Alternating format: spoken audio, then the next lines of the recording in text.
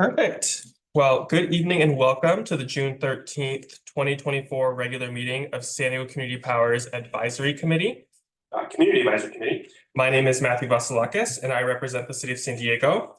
As the chair of the CAC, I welcome members of the public, San Diego Community Powers staff, and committee members joining us in person and online today.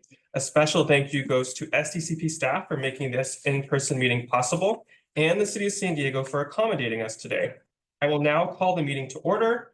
Our meeting clerk, Maricela Hernandez, will call the roll. Chair Vasilakis. Present. Vice Chair Harris. Present. Secretary Cazares. Committee members Sclafani. Committee member Johns. That me, Johns? Yes. Thank you. Yes. Sclafani just came. Present. Committee member Hammond. Present. Committee member Sandoval. Committee member Hoyt. Committee member Anderson. Committee member Castañeda. Present. Committee member Emerson. Present. We have a quorum, Mr. Chair. Wonderful. We have a quorum. Vice Chair Harris, will you please lead us in the Pledge of Allegiance? Sure.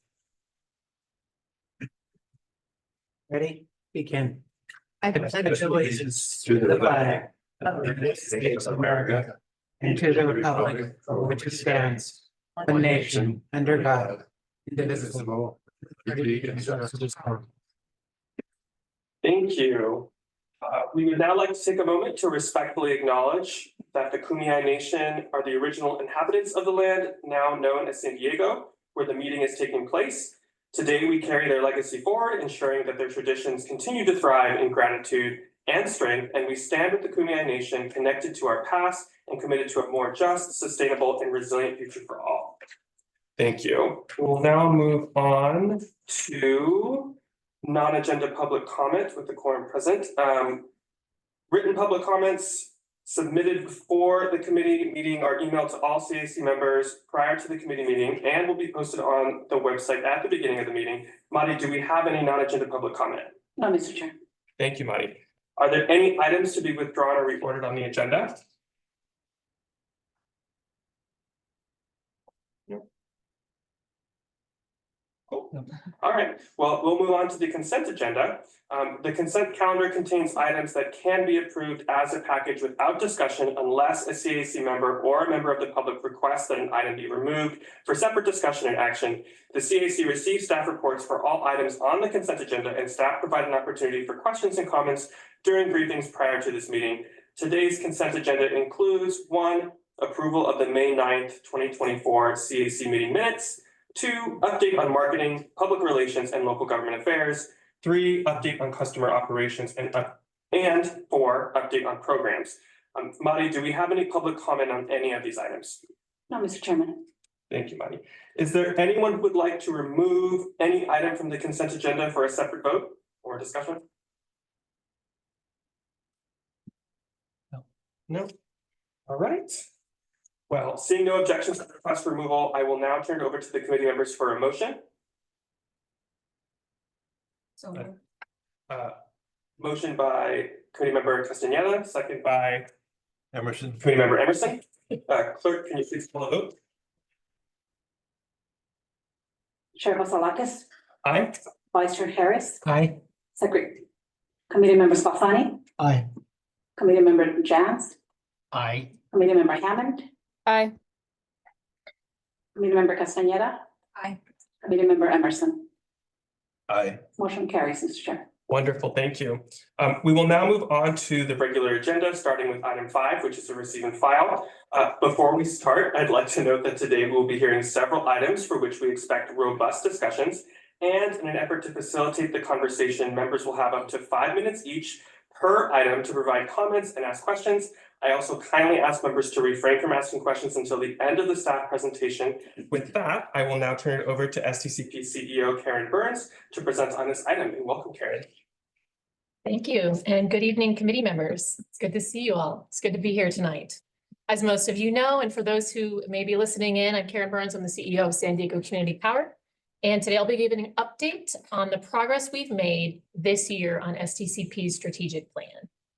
First, I want to thank the Community Advisory Committee for your input, engagement, and support and feedback over the last 18 months as we've been executing on this plan. And it's really important here at San Diego Community Power that the how is as important as the what. So we understand that our charge is to reach 100% renewable energy by 2035, and to do so in a way that is equitable, sustainable, and cost competitive. And I'm so grateful for the team here at SDCP and the support of our board and our Community Advisory Committee as we work towards that goal together. Next slide, please. When we gathered with the Board of Directors and the CAC to design the strategic plan, the first step was to outline the plan goals.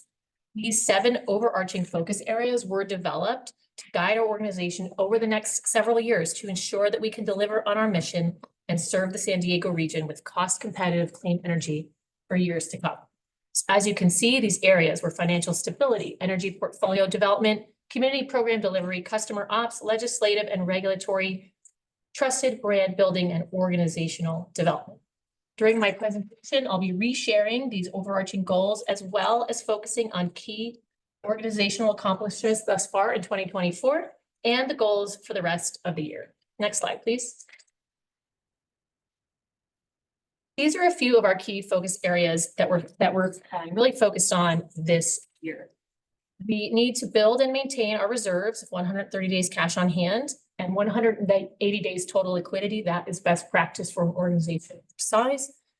We also want to ensure that we're committing to offer electric rates as close to SDG&E parity as possible while minimizing opt-outs and addressing affordability concerns. You'll hear more about these efforts later during tonight's meeting and during the next agenda item. Our power procurement efforts are ongoing to ensure we reach our goal to achieve 100% renewable energy content by 2035 while also maintaining competitive pricing. And we are continuing to be active in the legislative and regulatory front, engaging in key proceedings while building industry and policy credibility locally in Sacramento, federally, and through our statewide association, the CalCCA. We're launching customer programs in a variety of areas that will allow us to invest in our communities, to meet the needs and activities that deepen our connections. And we're continuing to strengthen our organization internally by building policies and processes, continuing to grow our talented team, and forming an internal Jedi Council. Next slide, please. Sound financial practices are critical to our mission in several ways because they allow us to provide our customers with cost-competitive power, to reinvest in our community, and to provide choice to San Diegans for many years to come, despite very volatile energy markets. Next slide, please. Here you can see the goals that we set in 2022 as part of our strategic plan. So this year in 2024, we've adopted and developed many policies: an energy risk management policy, a procurement policy, an investment policy, reserve policy. We've established reserves of $388 million and total liquidity of $500 million with 0 outstanding debt. Also received the Government Finance Officer Association's Distinguished Budget Presentation Award. What we're focused on for the rest of this year and into 2025 is to maintain that 130 days cash on hand and 180 days total liquidity. We're exploring a prepay bond transaction that will deliver savings to our customers in the range of 10% or more. We're developing and executing procurement processes and procedures, a robust budget involving collaboration across the entire organization, and a robust risk management approach in connection with the power team. Next slide, please. The Power Services team continues to build a robust and diverse portfolio of energy resources, all geared toward meeting that 2035 goal of 100% renewable and carbon-free power, while also working to accomplish local development and workforce development goals. I need to acknowledge the considerable challenges that we've had given changing market conditions, tight resource supply, and a need to maintain confidentiality as well in our procurement efforts. At our last board meeting, Councilmember Colin Parent shared that this is really hard work, perhaps harder than we thought when we first set out to form SDCP. But he also acknowledged the tenacious work of our Power Services team from utility scale to local development to pursue all available resources, collaborate with developers and labor on new projects, maintain compliance in our power portfolio. Next slide, please. So these were the goals that were set out back in 2022 when we all got together.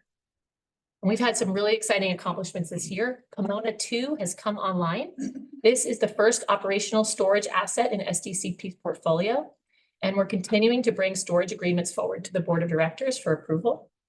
Overall, we've contracted close to over 800 megawatts of renewable generation and over 1 gigawatt of storage, 50 of which are local. You can find more information on all of our signed PPAs on our website under the Energy Sources tab. Of the 8 featured projects there, 2 are currently online. A third one, our Vikings Energy Farm in Imperial County, will be coming online this summer. And we have 5 other projects currently under development coming online in 2025, 26, and 27. We recently had a local RFO for our infill projects. We are currently in contract negotiations, and therefore we cannot discuss those at this time, but we're excited about the potential and the possibilities. Going forward this year, we're going to continue on that path to 100% renewable energy by bringing online hundreds of megawatts of new renewable and carbon-free sources, but also keeping a keen eye on highly dynamic near-term energy market costs to ensure that we keep costs for customers as low as we can. We're also optimizing our distributed energy resource procurement pathways, integrating an in-house energy trade risk management platform. Next slide, please. Customer programs are being designed to align with and meet the needs of our customers, with a particular focus on communities of concern. The community power plan that we put together in 2022 and 23 was advised by over 3,000 unique and relevant survey responses, which gave us a critical inventory of need and prioritization across our region. And I'm excited to see our customer programs continue to come online in the coming years. Next slide, please. Again, here are our goals that we set forth in our 2022 strategic plan. Thus far, in 2024 alone, we've submitted our San Diego Regional Energy Network Business Plan to the CPUC, and we're expecting a decision this fall. We finalized our solar battery savings program, which you'll hear more about tonight. We've launched and finalized and are launching multiple pilot projects, an efficient refrigeration replacement project in food deserts in collaboration with the California Department of Food and Agriculture. We are working on a roof repair and replacement program in communities of concern, working with GRID and the DAC-SASH, and we have a commercial application assistance program. We've applied for funding for 2 partnership opportunities, including $80 million from the EPA for battery incentive programs and building electrification, and $40 million from the CEC for building electrification.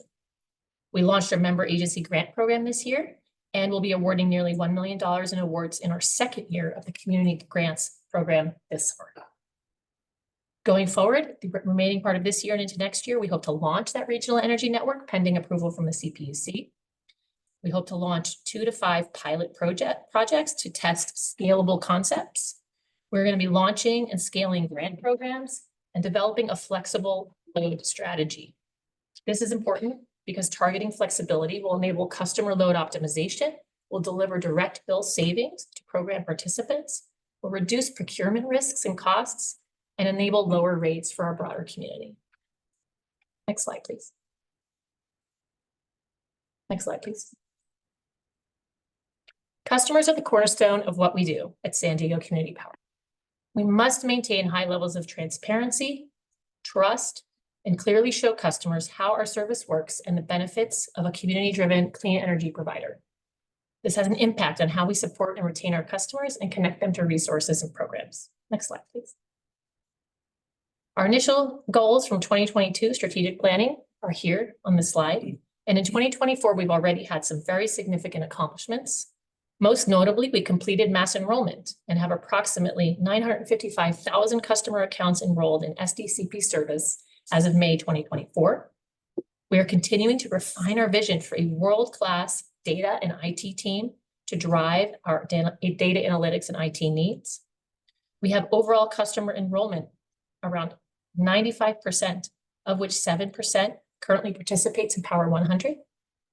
We've successfully lobbied at the state level to ask our IOUs, including SDG&E, to build data solutions for CCAs to access interval data much sooner, within a week versus over a month. That means that we can now use more easily accessible information to make data-driven decisions to support our customers. As you'll hear more tonight, SDCP is responsive to our customer needs and we're preparing to launch 2 new service offerings to meet the diverse sustainability and affordability needs of our customers. Looking ahead, we're committed to set rates for 2025 that support both strong financial sustainability and high customer retention. We are also building a foundational data analytics team and cloud platform and an in-house IT team with a focus on cyber and data security. Next slide, please. We operate in a highly regulated space, and from a policy implication, changes at the state level have significant impacts, not only on CCAs, but on our customers as well. We recognize this part of our business is a marathon and not a sprint, and we must consistently engage in the legislative and regulatory space. Next slide, please. We developed several long-term ongoing key goals for our activity during the 2022 strategic planning session, which you can see here. Thus far in 2024, we have supported 7 pieces of legislation that were introduced, in addition to 7 bills we engaged on in the first year of the legislative cycle. We've updated our policy platform to include language around regional grid integration developments after thoughtful engagement with key stakeholders. We continue going into 2024 and the rest of 2024 and 25 to focus on affordability and net billing tariff through Cal CCA and its committees. We're engaging on transmission bills and regulations, as well as with regionalization conversations. We're also supporting energy efficiency industry efforts to maintain or even increase funding. And we're continuing to educate local and state policymakers on CCAs, their benefits, and their key issues. Next slide, please. The good work that we are doing would be underutilized if we don't continue to develop a known and trusted reputation in our community to ensure customers know who we are and how to access all of the resources available to them. The work we do across the community through outreach, strategic partnerships, and communications is critical to meet our organizational goals. Next slide, please. Here again, you can see the high-level goals that we set in 2022 and that we've been working towards ever since. Thus far in 2024, we've attended over 84 community events and activities. We've created opportunities to meet with over 500,000 people at in-person events. We've created over 3.5 million impressions through paid and earned media. And we've grown the team to professionalize our outreach and get ready for program launches. Throughout the rest of the year, we're going to be building our media and outreach assets. We're going to continue our robust community engagement with a plan to attend over 100 community events and activities in the second half of this year. We're building stronger relationships with city staff, with community-based organizations, trade associations, and we're expanding our partnerships with local community leaders. Next slide, please. This is the last section. In order to achieve these critical goals, we need the best team possible. This will take work and expertise, recruiting, retaining, and building at all levels across the organization to ensure our customers receive the best service possible. Next slide, please. For those who were here in 2022, these goals were established before we even had an HR department or any full-time HR personnel.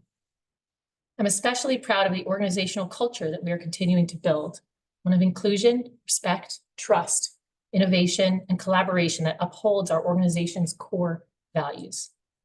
Our HR team has created a 360-degree employee experience, attracting and onboarding new talent through to skills development and upward mobility. Next slide, please. They've created a learning roadmap for all new hires, usually utilizing LinkedIn Learning and other tools. We're goal setting and tracking the implementation of our goals. We've hired and onboarded many new employees with the help of a crucial new applicant tracking system and the development of career tracks underway. Going forward, the rest of this year and into 2025, we're going to be hiring and onboarding upwards of 20 new employees and ensuring adherence to our hiring processes, policies, and practices. Conducting annual reviews, and we're updating our key HR policies to make sure they're competitive, fair, consistent. We're building learning and development plans across the organization, developing an internship program and plan, and we're improving our internal systems, such as payroll and benefits. Next slide, please. Thank you so much for your time tonight and for allowing me to provide a brief update on the fantastic work of our entire team. We've been making incredible progress and delivering on the goals as set out in our 2022 strategic plan, and will continue to stay the course in 2025, while also navigating the ever volatile energy markets and both local and economic global conditions that affect us. We truly have a dream team here at SDCP, one I'm very honored and very grateful to have the opportunity to lead. Thank you, and I'd be happy to answer your questions. Thank you, Karen. Very impressive. Before we jump into CAC member public comment, Madi, do we have any public comment on this item? No, Mr. Chairman. All right, well, I'll turn it over to CAC members for comments, and just as a reminder, we're going to be doing 5 minutes per, just since we have a fairly congested agenda today. Any questions or comments from committee members? Committee member Emerson? Good evening, yes, Emerson, representing National City, CAC. I may have heard, but I thought, and I'm looking at the energy sources, I thought you said at the beginning that there was a new energy storage facility turned on. Did I hear that correctly? Yes, Pomona 2 has come online. Pomona 2. Okay, will that be added to the energy sources? Because I don't see it. Yes. It will. Yes, okay. Because I didn't know if energy sources is just the output like solar or wind, but it includes energy storage as well. Great. It will be added. It's just a relatively new project. Great. Okay, thank you. And then just 20 new employees you were expecting to hire in the next year. Could you go over what would the focus be on those new employees? We did have that conversation at the last board meeting, and when we reviewed the budget, they're also in there. They range and are basically across the entire organization. Every department, there's at least 20.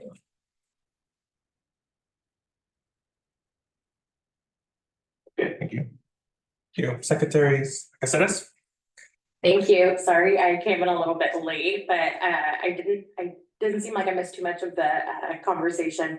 I just wanted to compliment SDCP. I feel like, you know, I work for the Chamber of Commerce, and something that you see a lot in San Diego is organizations try to scale up too quickly without having things like these really robust HR plans in place, or just are too ambitious and then they fail. And San Diego Community Power, from watching, even before I was a community advisory committee member, I think is doing a really, really excellent job of scaling up at a fast pace, but also being realistic with funding and budget and capacity for everyone that works here.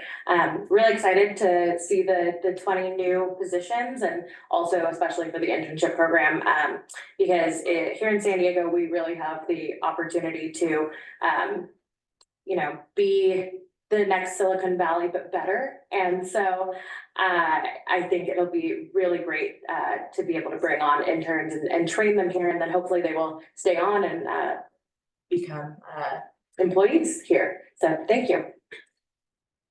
Thank you. Any other questions or comments? Vice Harris? Yes. So I wanted to ask about the power team and whether they're working on developing some interim goals to meet our 100% clean energy by 2035. It's 10 years. And now that we have a number of projects that'll be coming online in the next 3 years, it seems to me that interim goals would be really important for this organization to reach that goal in 10 years.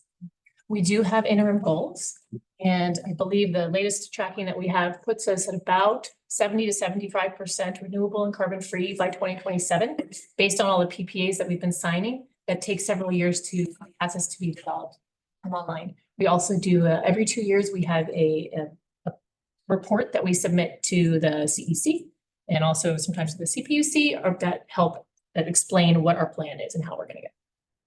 Outstanding. We do have that. Thank you. Any other questions or comments? All right, well, thank you, Karen. Impressive as always. Really appreciate all the strategic growth and the thoughtfulness of the team, and the talent that's being onboarded. Looking forward to next actions and hearing from you again with another wonderful update. Thank you, Chair. Thank you. All right, well, we will now move on to item number 6, which is also a receive and file. Presentation on SDCP's power-based service. I'll now turn it over to staff to provide the presentation. Please provide your name and title for the record. Oh, sorry, I should probably get these first.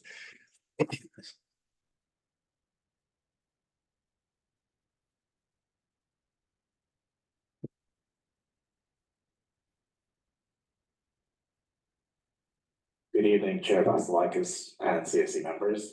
My name is Lucas Uto. I'm the Senior Director of Data Analytics and Customer Operations. Alongside me this evening is. Hi, Chair Vasilakis, Vice Chairs, Ruby Magdalene, I'm a Senior Finance Manager at SDCP. Excellent. And tonight we'll be presenting on PowerBase, which is our new service offering that the board approved during a special board meeting on May 30th. Next slide, please. So we, as Karen alluded to in her earlier remarks, we are ardent believers of the fact that customers are the cornerstone of each and everything that we do as an organization, certainly as a staff. And we firmly believe that this new service offering, PowerBase, is a service that will continue to support our mission to achieve 100% renewable power by 2035 or sooner through customer retention and providing competitive pricing. Through this service offering, we are expanding choice where obviously non-existent before for our customers to decide on what makes sense for them, for their families and their businesses. This new service offering features rates that are 2.5% lower than SDG&E's existing default rates that are currently in effect as of March 1 of 2024, and it is staff's intended to maintain the savings under this new product. On to the next slide, please. Lucas. So when we looked at developing the power-based product, we did look across the CCA landscape at our peer CCAs, and there is precedent for a product like this. In particular, San Jose Clean Energy is one that we wanted to highlight, where at a time when they're 8% more expensive than their incumbent IOU, which is PG&E, they developed a product just like this called Green Value. That's been sunsetted since the rollout of that, which was a few years ago. But since then, San Jose Clean Energy has been able to retain a large portion of their customers. They currently rank #1 in terms of retention in California amongst CCAs. And it's kind of a model that we wanted to follow with this one. Next slide. And then at the time when we did a financial review of the power-based product, we looked at it before and after in terms of our modeling, just based on the participation, kind of thinking about that Green Value product that San Jose Clean Energy had. With the preservation of participation with the product and with the preservation of choice, and the product would lead to about a net, almost a net zero impact to our net income with this product, just based on the participation. Next slide, please. So then what are some of the highlights of PowerBase? This slide here essentially captures the essence of PowerBase, obviously a 2.5% value proposition versus SDG&E's default. It is a product that is not eligible for member agency-wide service default changes. We are capping it at no more than 15% of our participating load. And when we do get to a 10% participation, we will definitely return to the board with some of the recommendations and observations. Again, we're treating it as a pilot, but certainly keeping the affordability concerns that we've heard directly from our customers as the driving force behind offering this service product. We definitely do believe that this product allows for us to retain customers that otherwise would opt out, right? And we are equipping all of our customer-facing channels to essentially have this product as a service offering when we're having the conversations with customers that are concerned about costs and who want to opt out as a result of those concerns. We certainly do believe that this product allows us, Tim mentioned before, to retain those customers. And we do have a very solid, robust pathway into merging this product along with Power On and Power 100 as we're marching towards our path to zero by 2035 or sooner. Next slide, please. So then what should customers expect out of this product? The next three slides essentially capture the bill impacts for customers. You can clearly see that from a gen to gen or generation to generation comparison, the 2.5% value holds. But then what that translates to across total bill is customers can expect a 1% savings across total bill when you factor in delivery charges. And this is true for all customer classes. The next slide essentially captures the same thing, but for small commercial customer, whereas that previous slide had a capture of a residential customer. And you should be able to see it's the same thing for a large commercial and industrial customer. So more or less a 1% total bill value prop across all customer classes under this product. Next slide, and I think that actually wraps up our presentation for this evening. More than glad to take any comments, questions, or additional feedback. Thank you. Thank you, Lucas and Tim. Madi, do we have any public comment on this item? No, Mr. Chairman. Thank you, Madi. I'll now turn it over to CAC members for comments. Committee Member Johns? Yes, first on the, was it San Jose Community Energy Report? That was the CCA that worked like this? That is correct. SDCP. And so we're shooting for like 15% in our case. What was the percentage that San Jose? I don't like this mic. We're gonna go in and out. What was the percentage that San Jose shot for, and what did they achieve? Thank you for that question. So for San Jose in particular, and again, I mean, staff had various conversations across the CCA landscape. What they ended up seeing was approximately 10% of their load opting down to a similar product as the one that we have in Power Base, broadly speaking.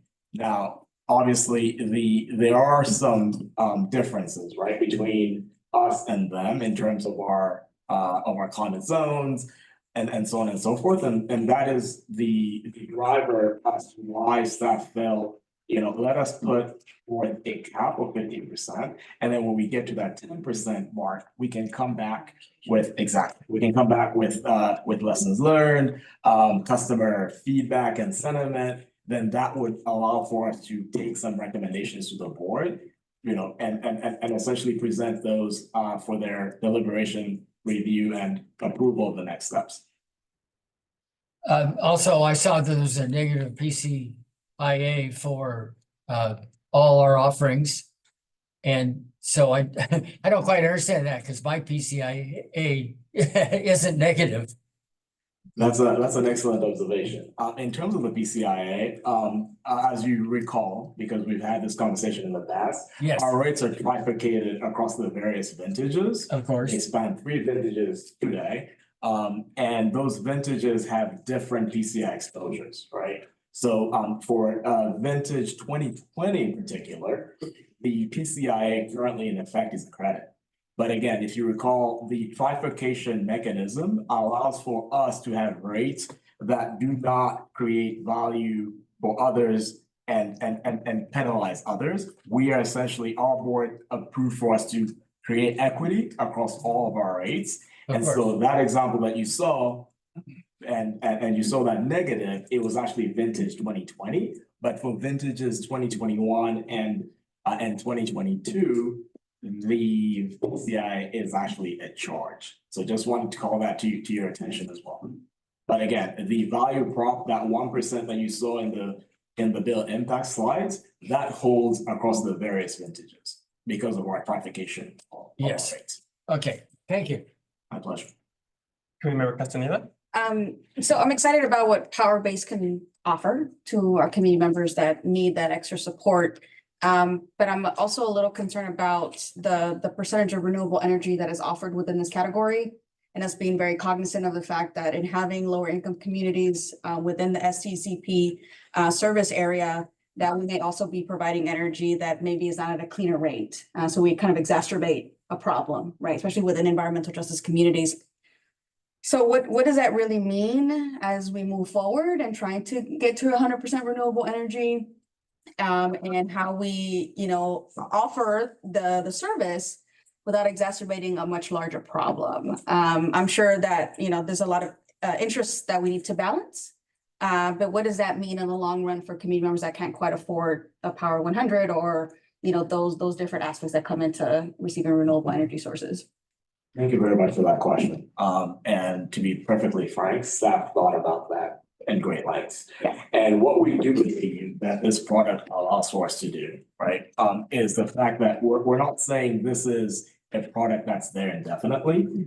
This is more or less a transitional product, right, in the interim. And the reason why staff feels strongly about offering it as a choice and retention service offering for our customers is the fact that it allows for us to retain those customers Okay. as opposed to losing them altogether, Sure. right?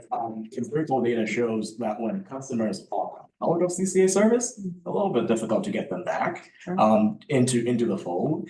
And so, especially as we are in the summer, because obviously we've crossed over on June 1st, there is if we didn't have this transitional product and customers, let's say, wanted to opt out because of cost concerns, right? Relative to our Power On product, what essentially would happen is the customer would actually have to select one of the two options as far as the opt-out goes, which is immediate opt-out. I want to be opted out today, like right now. Get me out of your service. And what then that would mean for that customer is they would be exposed to the transitional bundle rate by SDG&E that floats with the market.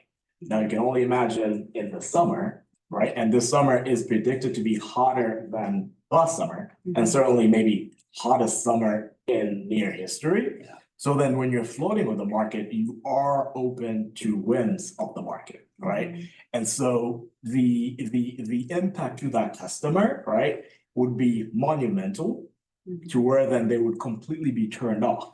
Sure. Coming back to CCA service. And we're saying, wait a minute, please don't opt out, right? There is this product here that the benchmark of the renewable content is pegged against renewable portfolio standards, so RPS. That's the bare minimum. And it is staff's intention to try and be better than the competition. Sure. Right? But the challenge there obviously is we don't know what SDG&E portfolio looks like until hereafter. They go through their process, power source disclosure, et cetera. But it is our intent to be better in terms of renewability, so that we can retain that customer, right, for right now. And as we're marching towards our path to net zero by 2035 or sooner, there is a robust merging plan of Power-Based, Power On, and Power 100. So then the renewable content scales up as we move towards 2035. Okay. Right? So then these customers, predominantly from our communities of concern, they're not left behind. Okay. We want everyone to participate in this march and this trajectory that we're on. And we believe that offering this transitional product today allows for us to bring everyone along for the ride. Okay, I appreciate the explanation. Based on folks that you think that would sign up to Powerbase, what percentage is that right now? Do you guys have an idea of what that looks like now? We don't, and the product is not live yet. Okay.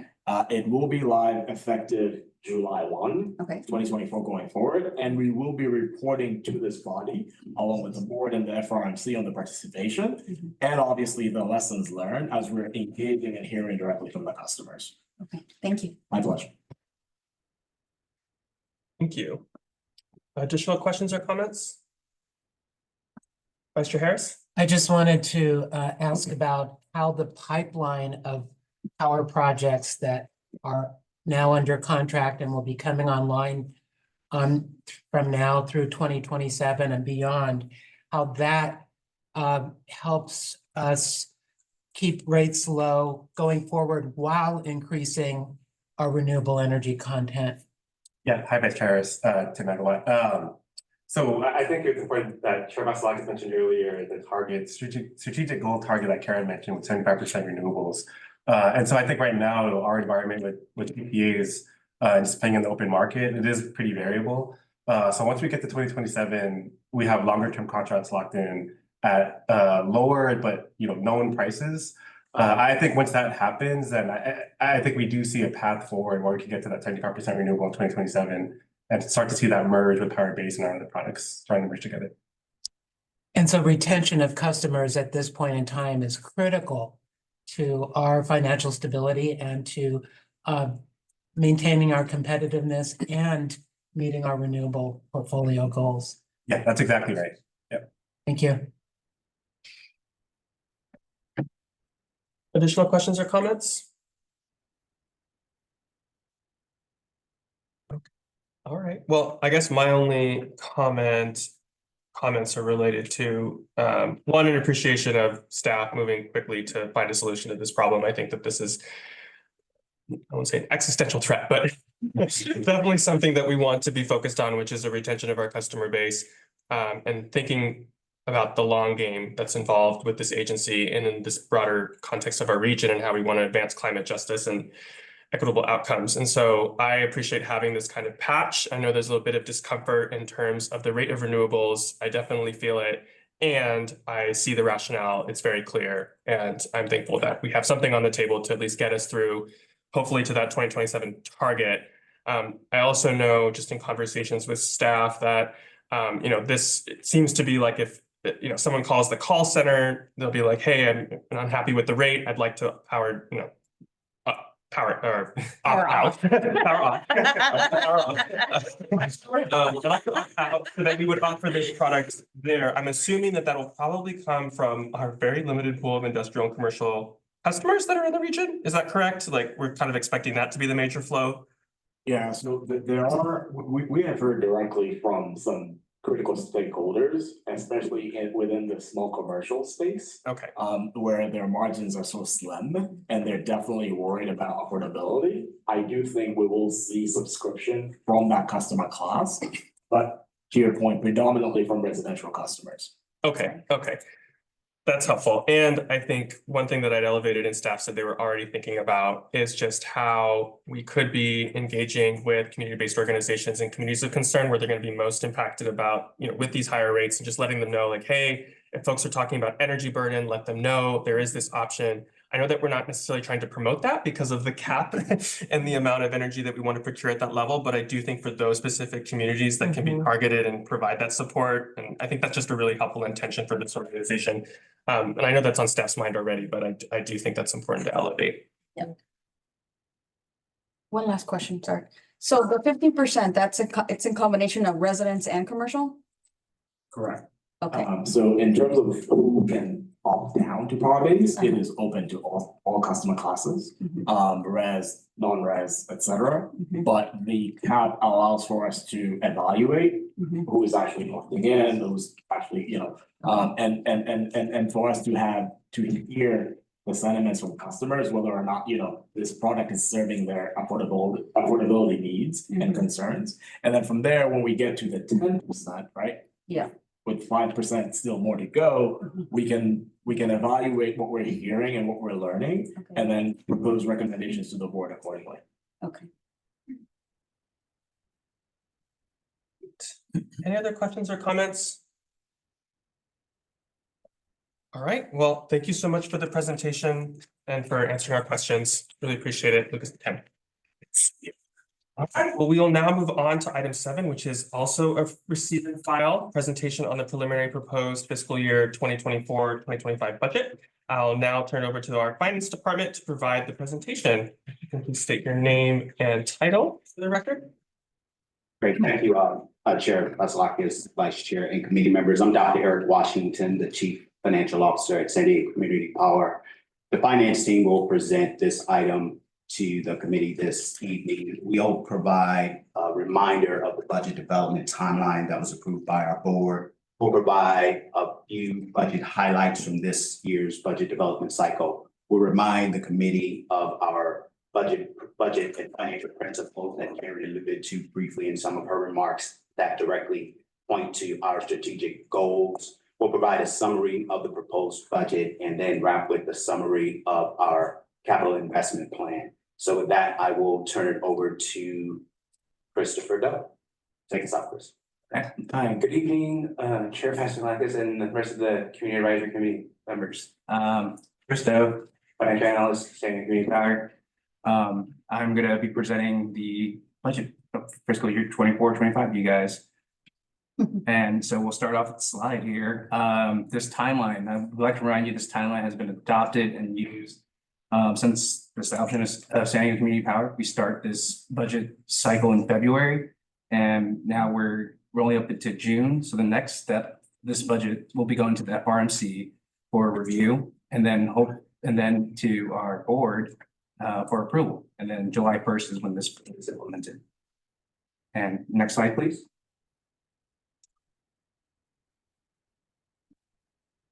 Okay, and for this one, we have, we're gonna start with our budget highlights. So thoughtfully scale the agency by adding 2 staff to the hiring plan, growing to 80 total staff.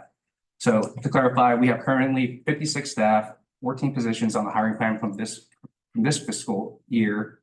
And so the next fiscal year, we're adding on 10, and out of those 10, 4 will be externally funded. Just to give you some distinctions behind that. And the next point here is we want to commit to continued community outreach, and that's going to be community events, sponsorships, and advertising to raise awareness for San Diego Community Power. And then finally, rescoping professional services, so adjusting contracts with our professional service agreements. Excuse me. Okay, next slide, please. Okay, we can go through all these, but I'm going to summarize this. So we're going to say we keep our ratepayers in mind. SDCP prioritize fiscal responsibilities, transparency, and community focus in our budget development, aiming for a clear and sustainable financial plan. We move on to the next slide.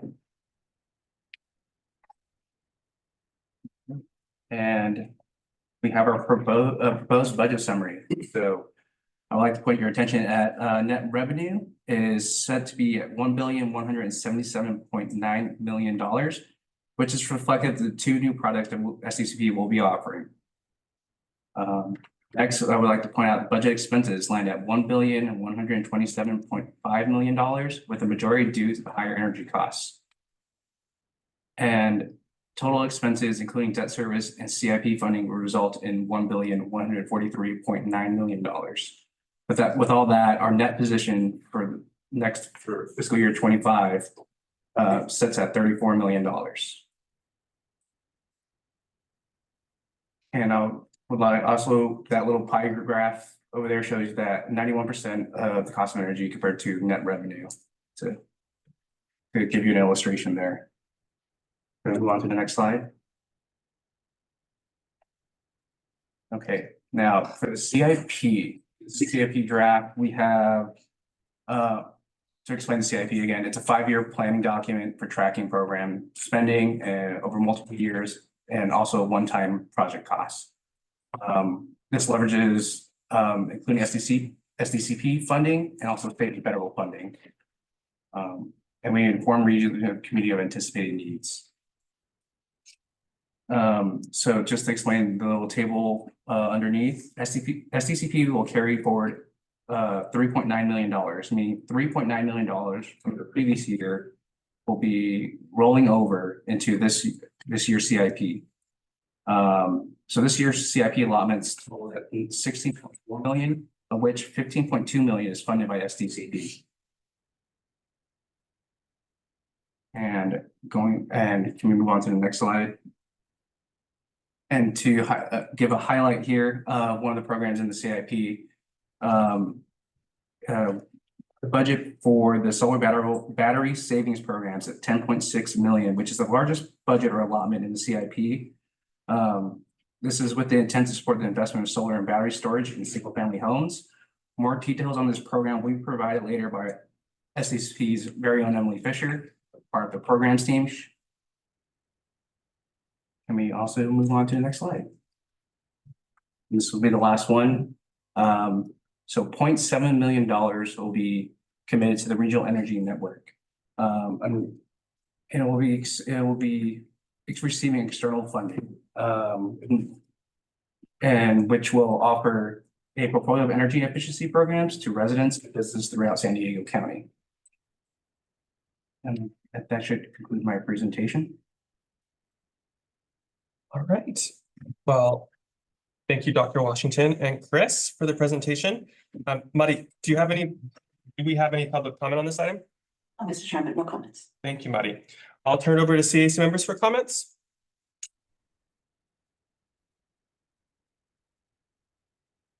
Member Stefani?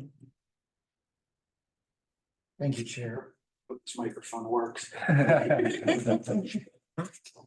had a thought during the strategic plan presentation. I kind of sat on it. Now it kind of comes up again. So in the world that I'm from, capital investment program might include other kind of tangible assets, that the agency is planning to invest in over the term. And I was wondering, is there any plan over the next 12 months to invest in any like IT infrastructure related to AI and how we might be using that in some version across your operations?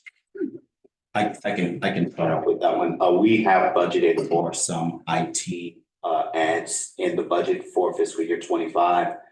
Many of those will come from the operating budget, but there are some project related budget items in the CIP that point to our NCRM, our internal risk management system that are included in the CIP. So yes, to answer your question, there are some items in the CIP. I could add to that around artificial intelligence. I would just say that it's something we are starting to look at. We want to be very thoughtful, ethical, and take a very measured approach to it.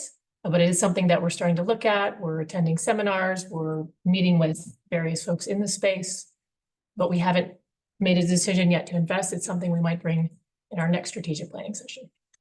Very good, thank you. Thank you. Other questions or comments? I just wanted to ask. Oh, Vice Chair Harris. I wanted to ask about building our reserves and meeting those 90-day and 180-day operating reserves. Are we on track? And is there any change in the amount of the reserves? And are we going to meet our goal by October 2025? Thank you for that question, Vice Chair. I'll take that one. We are still on the trajectory to meet that strategic goal.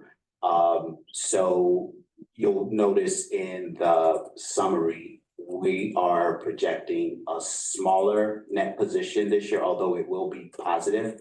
In the grander scheme of things, we're kind of breaking even from that perspective, but it really takes into consideration the new products that we're bringing online and customers being the focal point. So we'll still hit it on that trajectory for October 2025.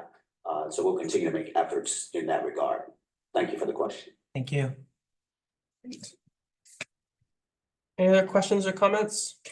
I just like to add to that last set of comments that I'm glad to see that smaller number because of investment back into the community on some of these newer programs with significantly larger budgets than we've had for programs back to the community before. Thank you for the comment. Thank you. Any other questions or comments? All right, well, thank you, staff. Really appreciate the update. Thank you, Chair. Thank you. Thank you. All right, well, we'll move on to item number 8, which is another Stephen File update on regulatory and legislative affairs. I will now turn it over to regulatory and legislative affairs team to provide the presentation. You can please state your name and title for the record. Good evening. Can That's you hear me okay? Bill. Yes. Good to Bill. Here we go. Hi, I'm Laura Fernandez. I'm the Director of Regulatory and Legislative Affairs here at SDCP. And the team will be giving an update on some key things that have happened over the past couple of months that we wanted to share with all of you. I will be starting off first with a legislative update. So next slide, please. So May 24th was a key deadline in the legislature because it was the day by which bills needed to pass out of their House of Origin. So that means the bills that are introduced in the Assembly, like you'd hear them referred to as AB, need to pass into the Senate, and bills that are introduced into the Senate need to pass into the Assembly, the bicameral legislature. So May 24th is kind of like the halfway point of the legislative session, and bills have to get from one house to the next. Otherwise, they die, they go away for now. Sometimes they come back. Anyways, I want to provide an update on the bills that we have supported so far this year. We are supporting 8 bills currently and 1 resolution. Karen shared earlier that we're in a 2-year legislative cycle. We supported 7 bills last year, and we're supporting an additional 8 bills and 1 resolution this year. We're not opposing anything quite yet, but we're still analyzing everything that is out there. Thank you. Okay, so I wanted to start first with the bills that have failed passage. The first one is SB 1165. This is authored by Senator Padilla, who used to sit on our board. This bill would have allowed the CEC to undertake CEQA review for certain transmission projects. It's a reintroduction of SB 619, which is a bill that we supported last year. That bill passed, the 619 passed through the legislature last year, but it was actually vetoed by the governor. This bill, which is a reintroduction, SB 1165, was held in appropriations because of cost pressures on the CEC. Basically, the CEC's main account is in a structural deficit, so the Padilla bill is dead for this year. The next bill is AB 2329. We supported it because it would have created a California Affordable Decarbonization Authority, and it would have provided non-ratepayer dollars to fund certain elements of the clean energy transition. We're always looking for ways to bring down rates while not giving up on our decarbonization goals, but unfortunately, this bill is also dead. It was also held up due to costs. AB 829 is a bill that we supported because it would have tasked the CEC with setting up standards so that CCAs could get RA value when they reduce demand through load automation and flexible load strategies. However, this bill was also held up due to cost concerns. Next slide, please. So the last bill that has failed passage that I wanted to mention, one that we also support, is AB 817. This is one that would have been particularly relevant and helpful for the CAC. It would have allowed virtual meetings without having to notice and make publicly accessible each virtual location. However, unfortunately, so many amendments were requested that it would have reduced the value of the legislation. So the requested amendments were rejected, and the bill did not pass out of committee. Next slide, please. So these are the bills that SDCP is still currently supporting, which are still live and active before the legislature. The first one is another Padilla bill. It's SB 1006. It would require planning or the use of grid enhancing technologies, power control devices, and other advanced conductors to unlock capacity on existing transmission corridors. We see this as a way to cost effectively increase capacity on transmission lines. This bill is currently pending, waiting for a hearing in the Assembly Utilities and Energy Committee. AB 1834 is a bill that's authored by Garcia. This is cleanup legislation related to AB 1373, which you all hopefully remember from last year. Maybe you've forgotten like I've tried to, but anyways, this is a bill that would clarify that the CPUC needs to consider certain ratepayer protections when they're developing the capacity payment structure that would be assessed on an LSC under specific summer grid emergency conditions. So basically, if there's going to be a capacity payment assessed, we would like the potential for mitigating factors like tough market conditions to be considered before that capacity payment is assessed. This bill is also pending in a hearing before the Senate Energy, Utilities, and Communications Committee. AB 2627 is a Petrie Norris bill. She's currently the chair of the Assembly Utilities and Energy Committee. This would allow project home key sites that provide housing for persons experiencing homelessness to be eligible for the 30 to 35% care bill discount. There are currently 5 of these sites in San Diego, so this is another one that we are supporting. And it's also pending in the Senate Energy, Utilities, and Communications Committee. AB 3238 is another Garcia bill. It streamlined a CPUC approval process for certain transmission lines and is expected to cut down approval timelines from about 1,700 days to just over 900 days. So We see a need for potentially more transmission to bring our projects online. So this is another one that we are supporting, and it's currently pending a hearing in the Senate Energy, Utilities and Communications Committee. Last but not least, Assembly Concurrent Resolution, or ACR 153, also authored by Sarah Petrie Norris, declared March 14th of each year as a California Utility Workers Appreciation Day. This one already passed, is already chaptered, meaning you can count on this day to celebrate utility workers moving forward. All right. I'll pass it over to Stephen. Thank you, Laura, and good evening, committee members. I'm Stephen Gunther. I'm Senior Regulatory Analyst at SDCP. First, I'll be providing a brief update regarding the income graduated fixed charges.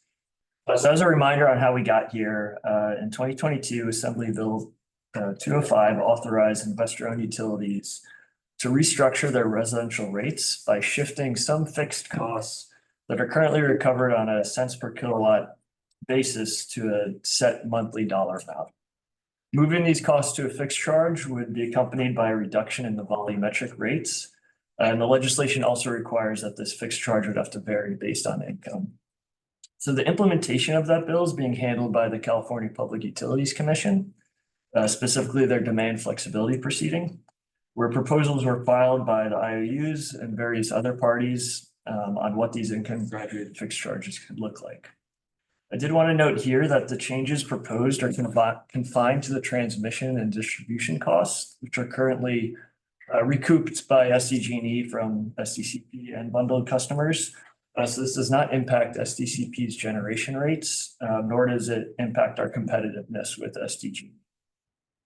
So last month, the CPC adopted a final decision approving the first phase of the fixed charge. Next slide, please. So looking at the details of the final decision, it adopted the fixed charge in 3 tiers, which you can see on that table on the slide. It utilizes existing income verification processes that are already used for programs that are called care and fair programs, which are offered for eligible low-income households. All of their customers will be charged around $24 in their fixed charge. The table below estimates the whole bill impact, because as I mentioned, there will be a reduction in the volumetric rates with the fixed charge. So those customers on the care and fair rates are expected to see a whole bill reduction, while the increase for some non-care fair customers is relatively minimum based on this estimate of an average use customer. The decision also included an analysis on electrification, and that estimated that customers that electrify their whole house and vehicle are expected to see a decrease in their total bill of about $40, depending on the climate zone. Next slide, please.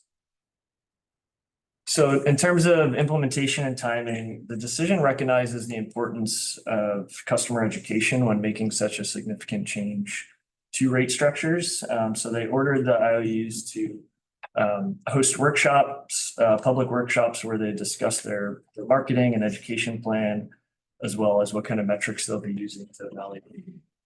And along with that, after the workshops, they'll be required to file a marketing and education outreach plan. And that's something SDCP will be tracking closely and ensuring that the plan includes coordination with CCAs, that we can have a voice in how that marketing is done. So ultimately, these changes will appear on bills towards the end of 2025. As I mentioned in the beginning of the presentation, this is phase 1, and the commission may consider a future iteration of what the income graduated fixed charges could look like. But this is what we have in final decision, and be expecting it in 2025. Slide, please. The next update is on the green access programs. So to provide some background again, in May of 2022, the investor-owned utilities filed applications for review of various programs. And this includes the Disadvantaged Communities Green Tariff, the Community Solar Green Tariff, and the Green Tariff Sharing Renewables programs. Happening around the same time, Assembly Bill 2316 directed the CPUC to evaluate existing community solar programs as well as determine whether it'd be beneficial for the state to establish a new program. So the commission updated the scope of the proceeding to kind of combine that. So we'd be evaluating the existing programs as well as evaluating proposals for potential new programs. This is of particular interest to SDCP because in 2023, we were authorized to administer the DAC-GT and CSGT programs in our territory. So as such, we're very active in this proceeding with a group of other CCAs who also act as program administrators.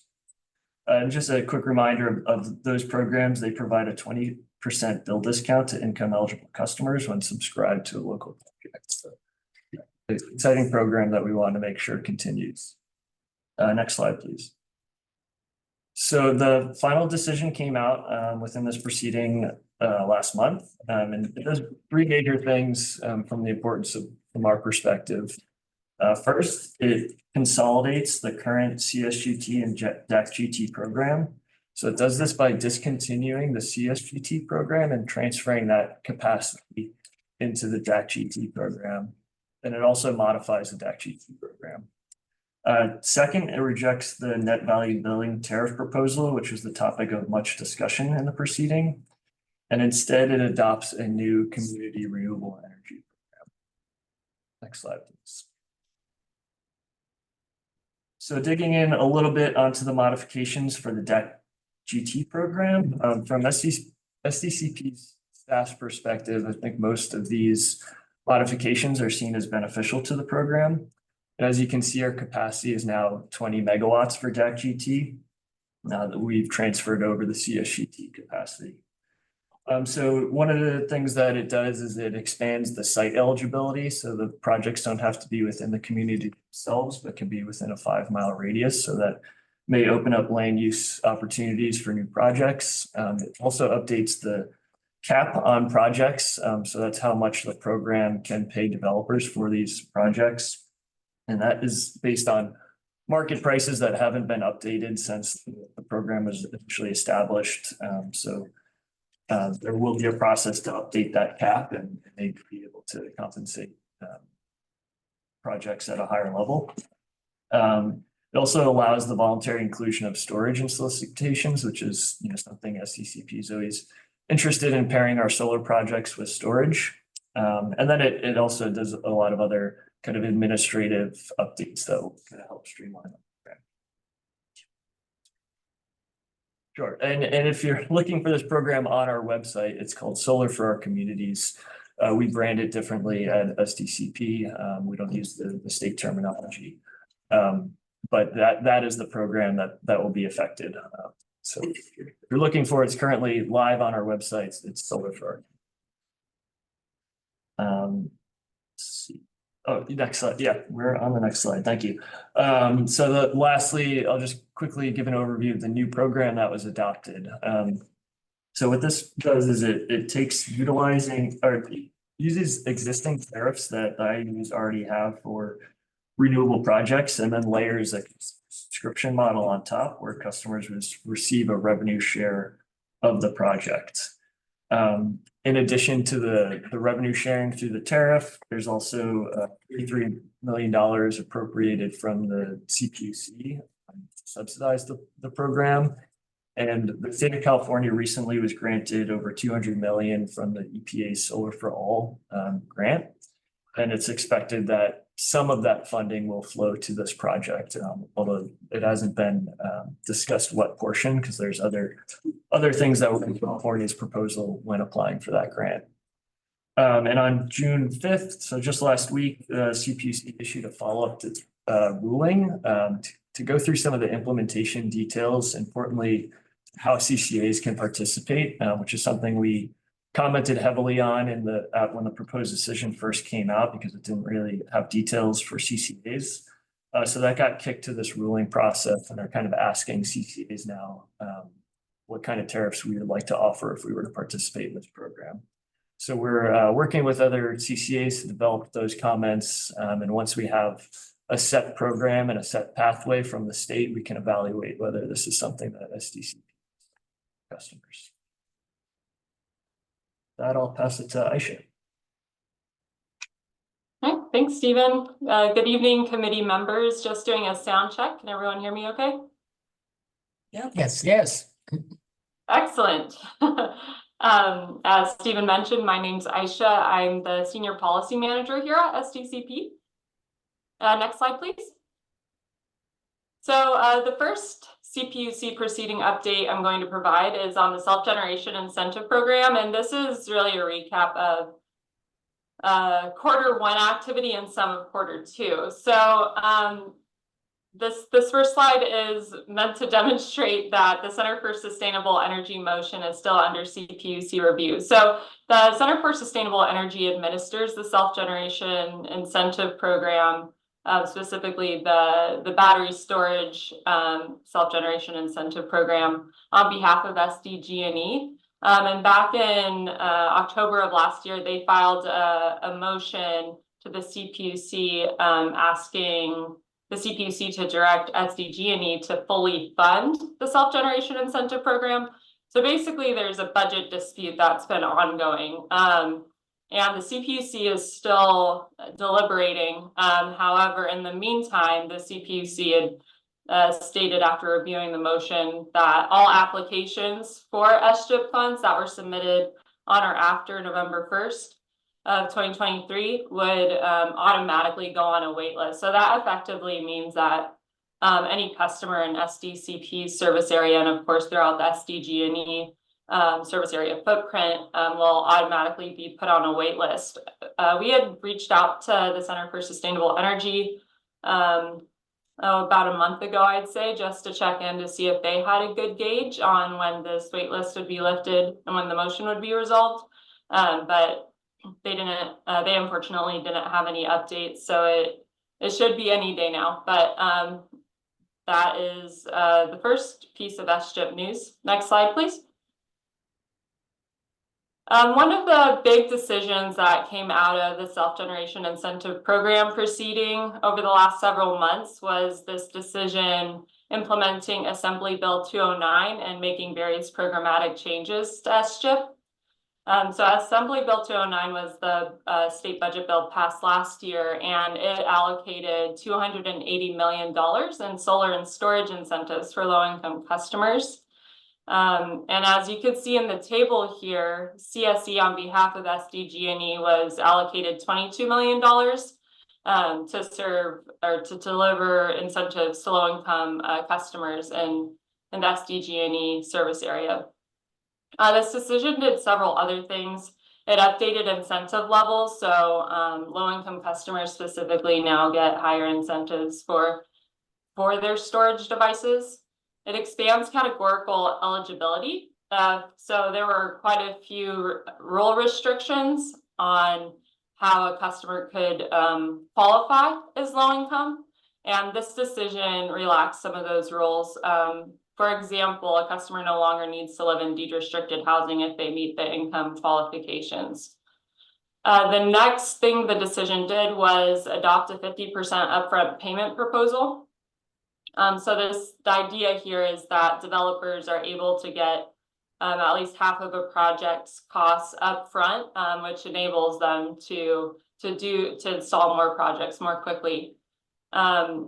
Next, the decision deliberated eligible project costs. One concern that's been raised by parties with SGIP incentives is that the incentive doesn't cover roof repairs. So, you know, low-income customer, it's great if they're able to get this storage incentive. However, oftentimes roof repair might be needed to accommodate the solar to go with that storage, for example.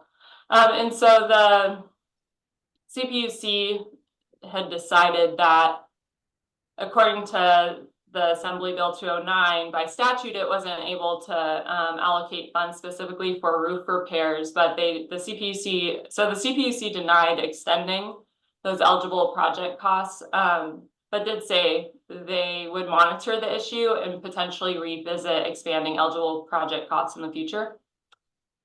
The decision also spoke to the need to have workshops as to how to account for Inflation Reduction Act tax credits. When you're talking about low-income customers generally, it's not necessarily guaranteed that they can access tax credits. And so the CPUC acknowledge that they need to more closely examine how tax credits factor into incentive processing for SDCP. The decision also set aside 2% of program funds for tribal customers. It also established rules around the migration of customers enrolled in net energy metering. So customers who are currently enrolled in NEM1 or NEM2 and get an SDCP incentive will automatically be migrated to MBT. There is an exception though for low income. So this was a more general program overhaul, not specifically to that low income incentive, but any customer who's NEM1 or NEM2 and receives an SDCP incentive would migrate upon receiving it. And then lastly, the decision spoke to demand response program participation. The commission recognizes that if customers have solar and storage, that ideally they're operating and dispatching and charging those batteries at optimal times for the grid. So they have a requirement for customers who receive an SDCP incentive to enroll in a demand response program. And SDCP staff is currently working on getting our upcoming program added to the list. Next slide, please.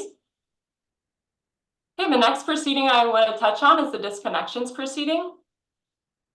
So fairly recently, the commission sought to examine some COVID era policies they had around disconnection rate caps. These rate caps expire at the end of 2024. SDG&E's cap is currently set at 3%. So parties have weighed in by way of opening and reply comments on whether the CPUC should adopt permanent caps. So the CPUC is still deliberating. They haven't issued any further decision in response to comments. So we'll continue to monitor that. Next slide. The other COVID era policy that the commission's currently considering is the allocation of past due payments. And so in 2021, the CPUC authorized the proportional allocation method of allocating past due payments when IOUs had the disconnection moratorium for residential customers. So that just meaning that if a customer was making a payment on a balance that was past due, that payment would be distributed proportionally between the CCA and the IOU. And so in this ruling, and that's really what I'm talking about here in the CPUC's deliberation, and this ruling that the CPUC forwarded to parties, they asked, now that disconnections have resumed, should the CPUC make the proportional allocation method permanent, or should it return to what's called the waterfall method? So as you can see here, I have a fountain with money cascading down, which just meant to convey how the waterfall method works, which would essentially mean that the IOU gets made whole first by payments, and then afterwards the CCA would receive payment. And Cal CCA didn't weigh in on the disconnection rate cap portion of the ruling, but they did weigh in on this past due payment issue and advocated that proportional allocation should be maintained, and that it allows DCAs to have a consistent revenue stream to fund the important work we're doing, among several other arguments. Next slide. The next thing I want to revisit that we haven't talked about in a bit is the energy efficiency proceeding, which is where the San Diego Regional Energy Network motion exists. And this is just a recap of the activity we've had since the start of the year. So as you'll recall, at the start of the year, we submitted the portfolio application motion to the CPUC. Parties filed responses to the SDREN motion in early February, and we filed our reply to those responses in mid-February. Following that, SDCP staff met with the various CPUC commissioners offices to educate them about SDRN and share the benefits it would bring to our community. We believe in doing, early and often outreach, and that applies to our regulators as well. So that was mid-February through mid-March.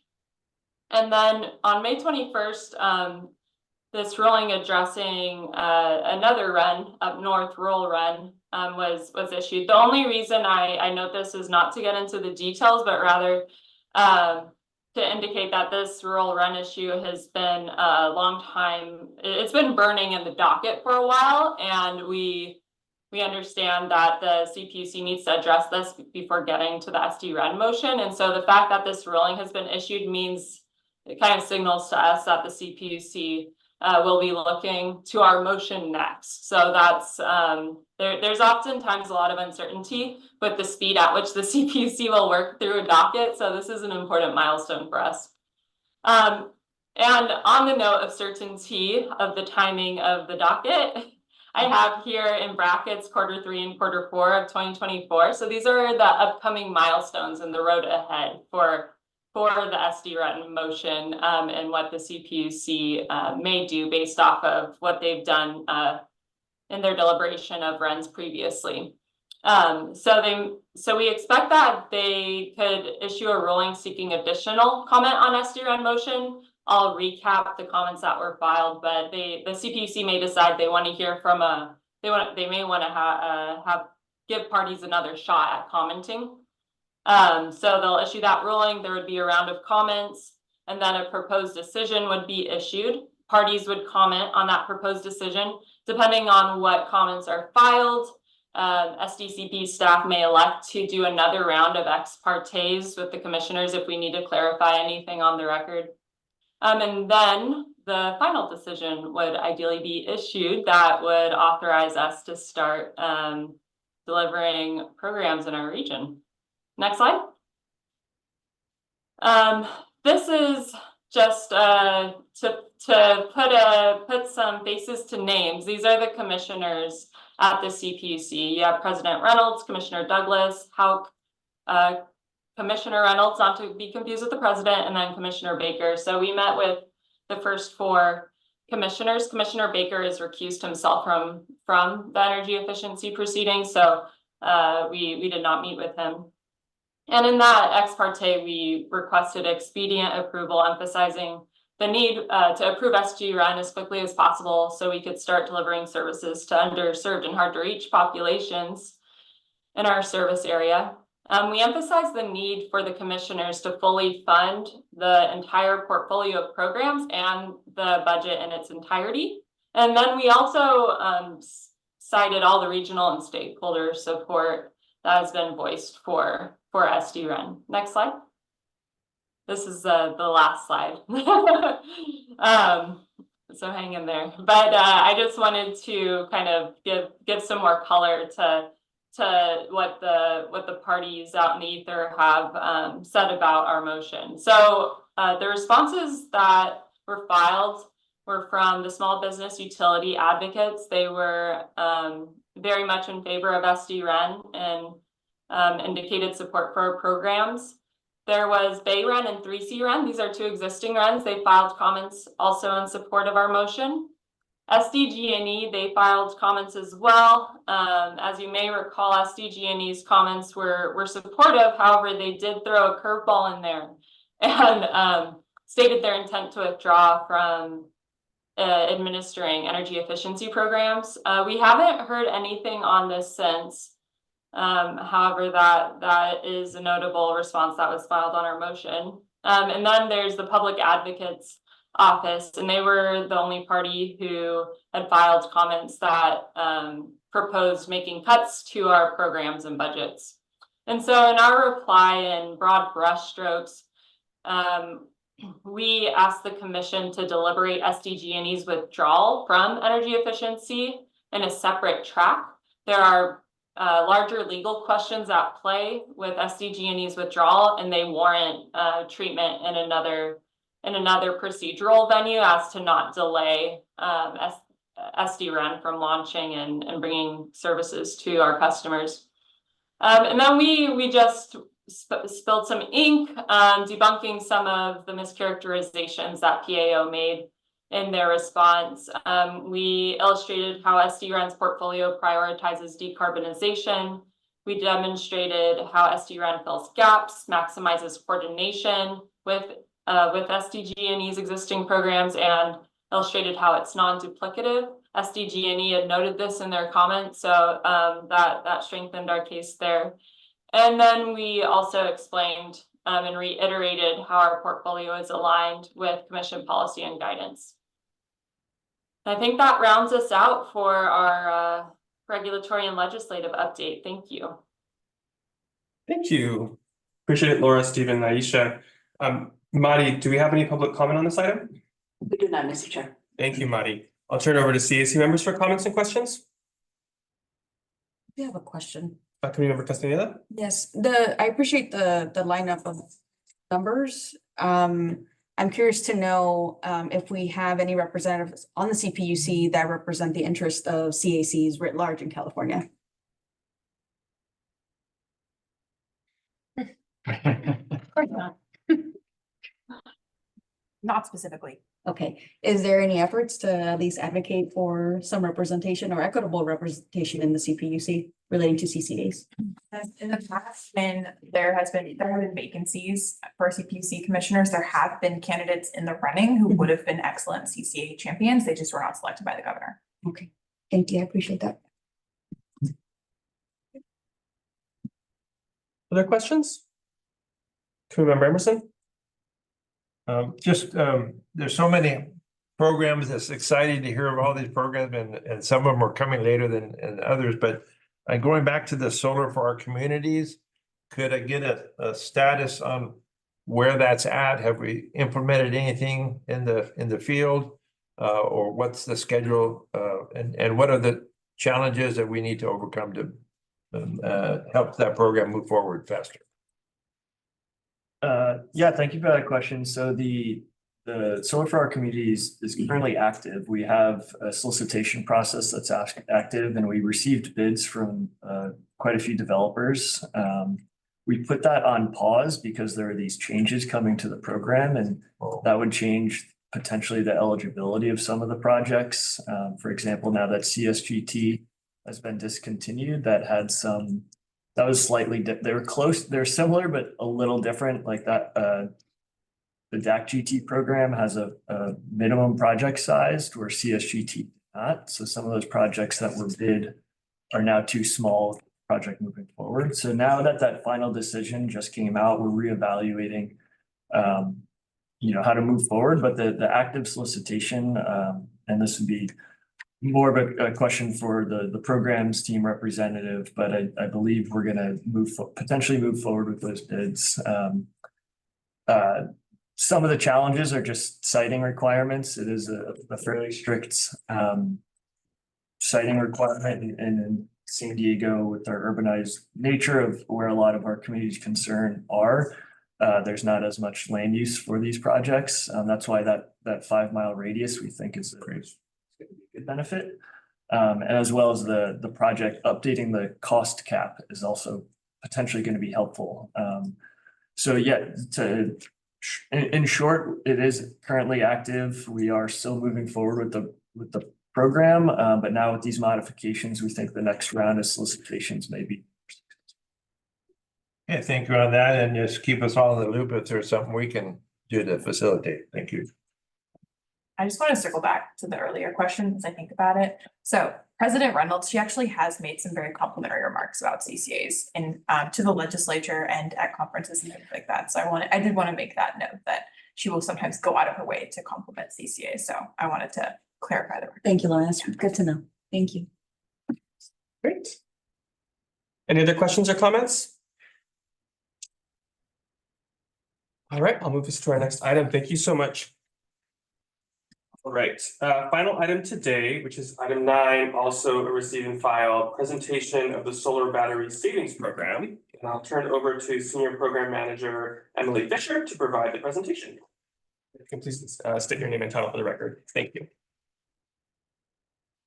Hello, CAC members. Everybody hear me? Yes. This is on. Okay, I'm Emily Fisher, Senior Program Manager on the programs team. So tonight I'll be providing an update on the solar battery savings program. Can you go to the next slide?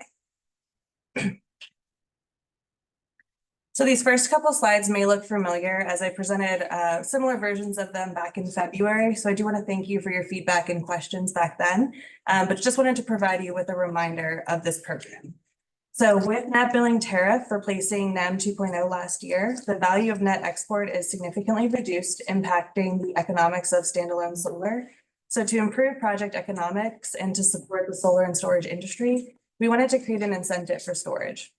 While adding a storage system with net billing tariff can reduce a customer's energy bill by discharging during peak hours when rates are higher, and by allowing them to leverage higher credits in those evening hours as well if they are able to export, we are also offering them an upfront incentive to overcome these initial system cost, along with a performance incentive to really provide that additional value add for discharging during the on-peak periods.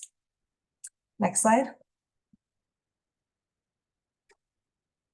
All right, so I also wanted to share the program goals as another reminder for you all. So again, I shared this back in February. Our first and primary goal is to really support the industry and continue the solar and storage growth within the region. We've seen massive growth over the last couple of years, and we don't want that to stop because of net billing tariff. Additionally, we're aiming for 50% of these incentives to go to our communities of concern. And then next is to support our agency goals with providing clean, reliable energy to reduce our demand on a daily basis during peak periods. We also want to leverage non-SDCP incentives like the Self-Generation Incentive Program, which Aisha just spoke to, SDCP, the Disadvantaged Communities Single Family Solar Homes Program, DACSASH, and the City of San Diego Solar Equity Program. So for our customers to essentially minimize the overall cost of installing a new system. And finally, we really want to work on building strong relationships with our customers in the industry. We are still somewhat new and growing our awareness throughout the region. And so this is a really good opportunity to grow our name with the industry and our customers. Next slide. So again, I wanted to flash this slide out. This also should look familiar. So I just wanted to go through the incentives one other time. So in the middle, you'll see the market rate customers. They'll get an upfront incentive for storage at $350 per kWh based on the usable nameplate capacity. So that's roughly 20 to 25% of the battery system cost, just to give you a frame of reference. And then for our CARE, FARA, and or our communities of concern, we're going to offer an up to $500 per kWh, and that's an up to if they're leveraging another program like SDCP. We'll really just cover the remaining costs that may be associated with it. And that $500 per kWh is roughly 30 to 35% of the battery system cost. And so we were a little creative with the way we came up with this upfront incentive. And so Chris spoke a little bit about it earlier, but I'll expand. And so we worked with our power procurement team to essentially divide the upfront incentive costs and split it out between the programs team and the power team. So the programs team will be using the savings that we're going to be seeing from net billing tariff, which I know Nelson had spoken about back in November of last year, maybe it was October. And then the power procurement team will be providing essentially a credit for the RA obligation savings that they'll be seeing within our annual forecast for a 5-year period to support the upfront incentive costs there. And then for the performance incentive, that is actually not included in the budget because it's essentially a reallocation of funds. So instead of, paying for energy with hedging or day ahead or in real time, instead we're paying our customers to dispatch their battery during on-peak periods to help reduce our demand. And so that's a relatively equatable cost to what we're paying on average during those on-peak periods. You can go to the next slide. So in terms of the updates that we have for the program, over the last couple of months, the programs team and public affairs have been working very closely, and we've made a lot of accomplishments. So I do want to give a huge shout out to the public affairs team. So we've selected a program name, which has already been mentioned a handful of times tonight, but it is the San Diego Community Power Solar Battery Savings Program. And then there's our logo. And so I do want to note that we did keep in mind our standard logo when we were coming up with this, and we wanted to be able to do a lockup version of it where it could be, coinciding with the standard logo, as you can see in the image below. And we're working on really finalizing our messaging and promotional materials for the industry because they're going to be instrumental in spreading the word of this program throughout the community. And so we want to continue to engage and support them through this program cycle and make sure we're doing everything we can to help. Next slide. Another specific accomplishment we've had over the last couple of months is we are designing a portal, and so it's currently under development, but it'll allow for easy communication between ourselves, our contractors, and our battery manufacturers for each and every project. So contractors will submit applications to essentially become an approved contractor through the program, meeting specific requirements that we've set in place. So they'll submit that to us, and once it's approved, assuming they're approved, we will provide them access to the portal where they can go through a virtual onboarding training to essentially be familiar with the program, the offerings, the process, and all of that. And so once that is completed, they'll be able to access a GIS map where they can see, one, if the customer is an SDCP customer by either entering in their account number or their address, and two, doing an incentive check for the incentive. So whether they are market rate or within a CARE, FARA, or communities of concern. And then after that, they'll be able, well, I guess within that too, they can also submit the program documentation, which will include the contract and the participant agreement, along with the PTO letter upon completion of the project. So both of those two document submittals are essentially like a stepping stone for the next phase. So we'll reserve the funds once we've received that contract and participant application, and we will pay those funds out upon receiving that PTO letter. And then battery manufacturers will have a similar process where they'll submit the agreement to us and we will approve it. And once they have approval, they'll be able to also attend a similar onboarding training, but it'll be more manufacturer specific. And then from there, they'll be able to get notifications when a customer is proceeding with an installation with their product. And then additionally, once it's installed.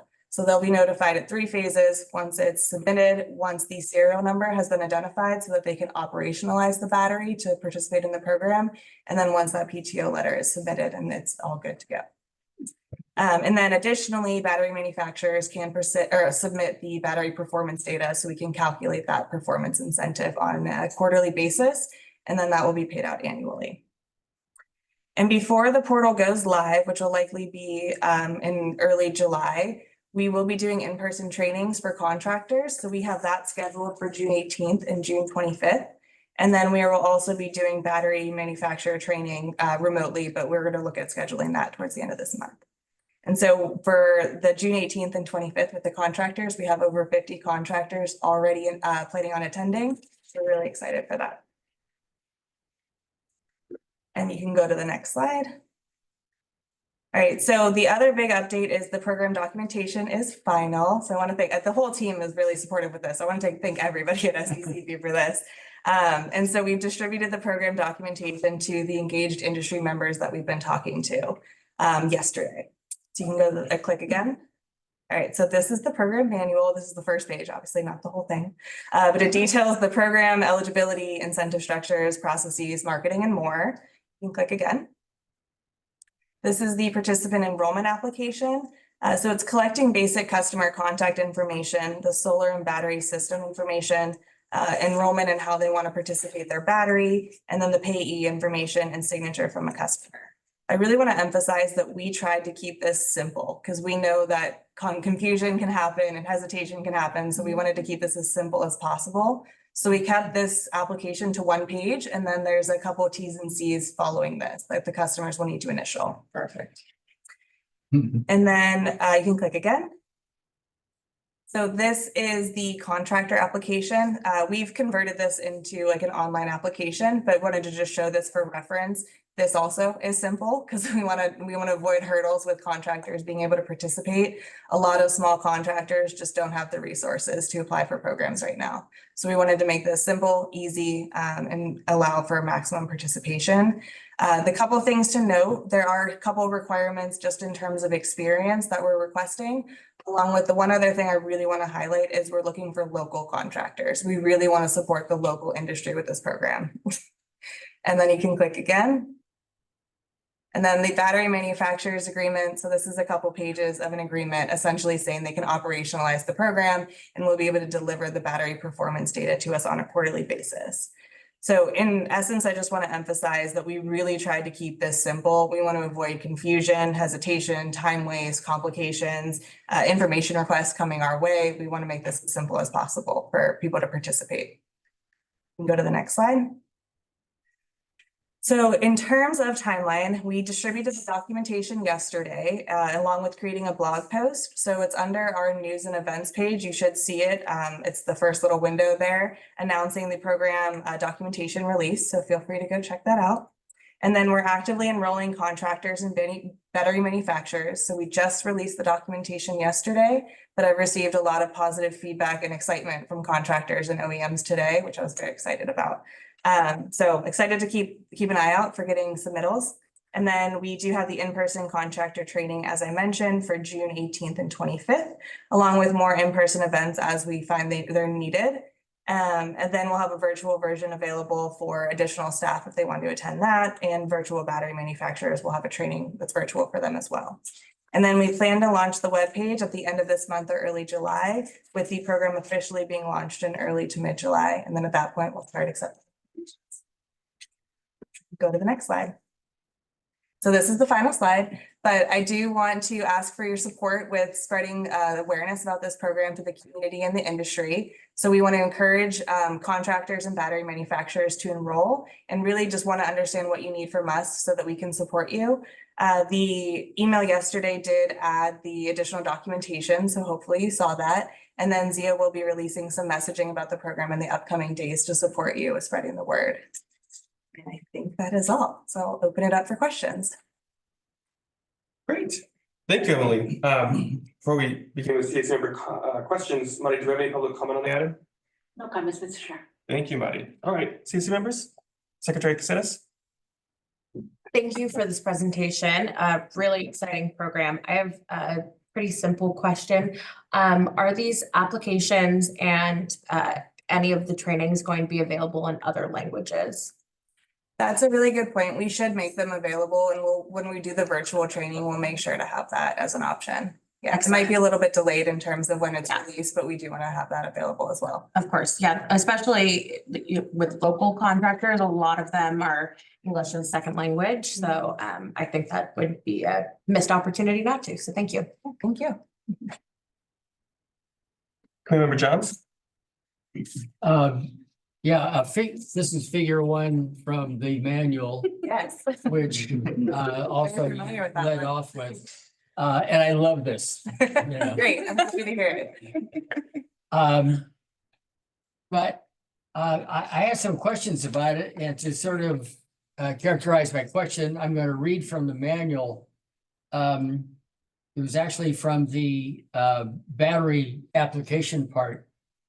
All approved batteries must have the capability to dispatch the battery according to the preset schedule SDCP will provide in advance of the participants' participation. The battery will be dispatched either through a scheduled daily dispatch or remote dispatch communicated through an industry standard. So in the graph, you have the bright yellow charging up the battery, and then it's discharging, and you show it the battery supporting the house, so the battery the house is not drawing any from the grid during peak hour, and you show a 2-hour window which seems to recur during the thing during the period here. But it seems to me this is, and everything is referred to a 2-hour window, which at least this graph suggests you put at the very end of the peak period. And I'm just wondering if there's any way to stagger, or if you could, or why the 2-hour dispatch, you could dispatch at less of a rate over a longer period of time and still dispatch that amount of stored energy. Yeah. So I'm just wondering about flexibility. There seemed to be some inflexibility in terms of this may be the technical issues about what's easy to do in terms of,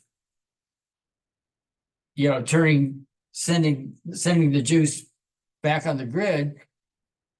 But especially if you have the, you know, remote control, it would seem to me you could have quite a bit of variation there.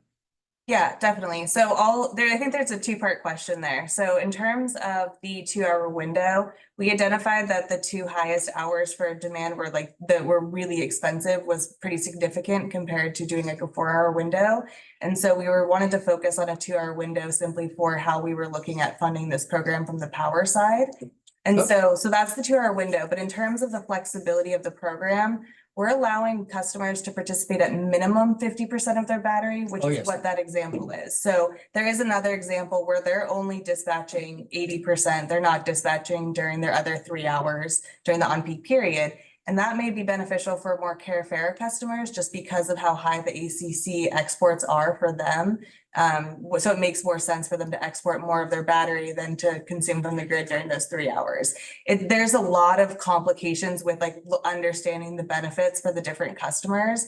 So in that example, the window is set from 7 to 9 p.m. The windows will typically be from 6 to 8 or 7 to 9. But the reason I put in the minimum 50% is so that they can use their battery when they want to during the other on-peak hours.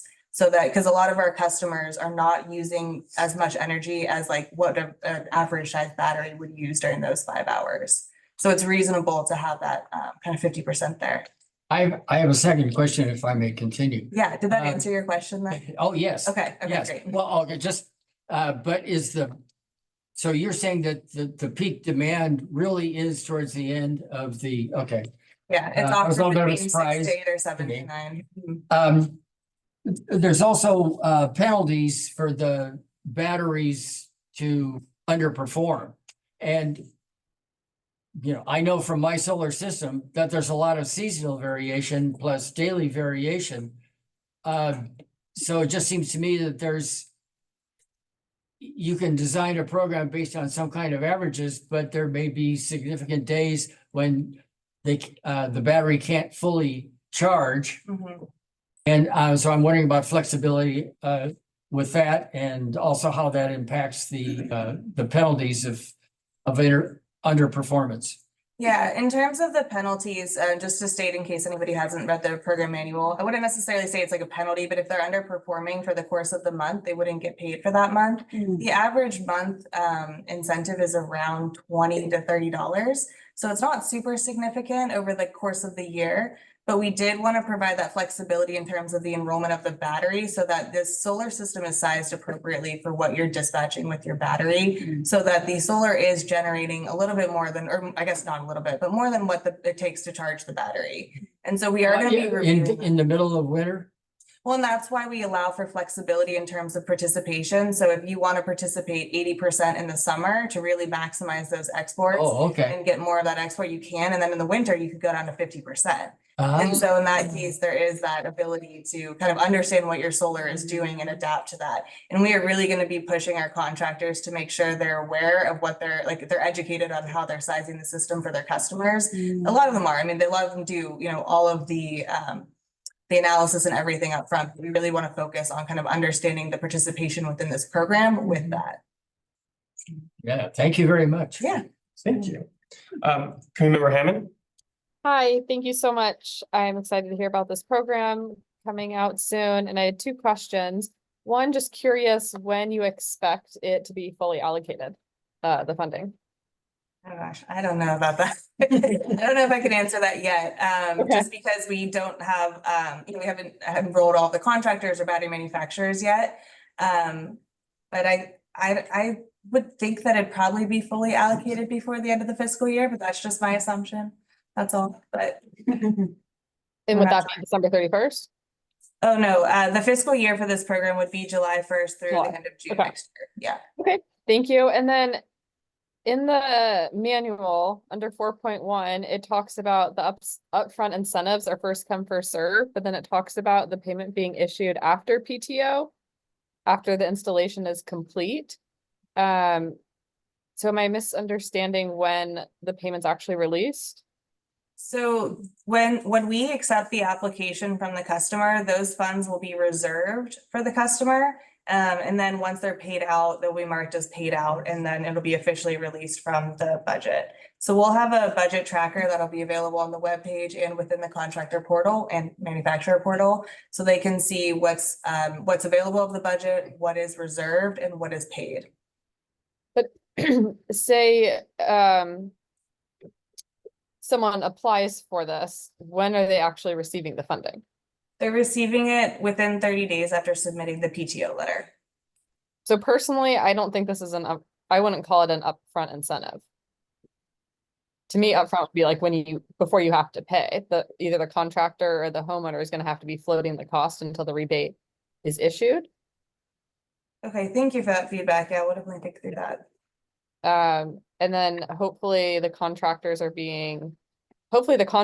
the ones that take it on and are receiving it 30 days later versus homeowners having to float it, because then some won't be able to afford it and this great program won't be able to be utilized for them. Yeah, and that's why we allowed the payee to essentially be selected by the homeowner. So they could get it or the contractor could get it to reduce their overall upfront cost. Okay, thank you so much. Okay, great. Is there a way that maybe we could encourage contractors, sorry, I'm jumping in, like encourage contractors to go with that approach where they're the ones with the float versus, and they receive the rebate? I don't think there's a requirement you could make, but really encourage that in terms of like equity. Yeah, I think we could definitely encourage it. I would think that a lot of contractors would want to offer that just from, especially if it's like a PPA or loan to help reduce the interest cost for the customer as well. But yeah, we're not putting it specifically in terms just in case, because we wanted to keep it open in case the customer did want to collect it on their own. Any other question? One quick question about, have you considered some sort of evaluation process at certain points in this program cycle? And I'm specifically interested in, since I represent La Mesa, a fairly small city with smaller communities of concern, and all member agencies want to benefit from this program. So just wanted to know if there's some consideration of the evaluation process and whether all member agencies are benefiting. Yeah, definitely. We're going to be doing evaluation at the end of this year, along with at the end of the fiscal year. We will be doing customer surveys most likely at the end of this year, just to collect feedback from our customers and see how the program is going. And we also want to engage the contractors too and understand where they're feeling pain and what we can do to support them. Yeah. Committee Member Emerson? Yes, earlier in some of the earlier presentations, they said the areas that qualify for some of the solar community project programs, they extended the areas by 5 miles. Is there anything like that for this program? I mean, what areas are included? Did they expand it, or is it still restricted to the original areas? It's still restricted to just SDCP service area. So anyone who is an SDCP residential customer and a homeowner can leverage this program. But what about the communities of concern areas? So that's been like, are you talking about the updates that were made with the Cal Enviro Screen 4.0 or the low income? Well, earlier they mentioned that areas were expanded for some of these programs to make it easier to implement the programs. Oh, so with SDCP, they have changed the eligibility for customers to, instead of being deed restricted, you can be in CARE and FARA. So we expect actually more customers to be leveraging SDCP and then using our program to cover any remaining costs that the customers may see in the cost of their upfront system. So it's different programs, but we are excited about the change and the eligibility for SDCP. So will the map change on the areas that are eligible? No. Okay. Then a couple other quick questions. The difference here is some of those earlier programs were state funded. Okay. And so they have some of those geographically restrictive requirements. This is a program where we are investing in our communities from our own revenue. And so we've eliminated all those types of. Okay, thank you for clarifying. Thank you. Then you mentioned 50 contractors have showed interest so far. And attending the sessions, yeah. And are they, what percent are solar installers? What percent are battery companies? So this session is specifically for contractors, so it's just contractors. Okay, and so the contractors will bring the battery companies to the program. So we've had separate conversations with battery manufacturers, engaging just the industry at large to make sure we are including, you know, any and all battery manufacturers that want to participate. So we're focusing on a contractor training specifically, just so that they can be clear on their process and the incentives and how to do that education with the customers.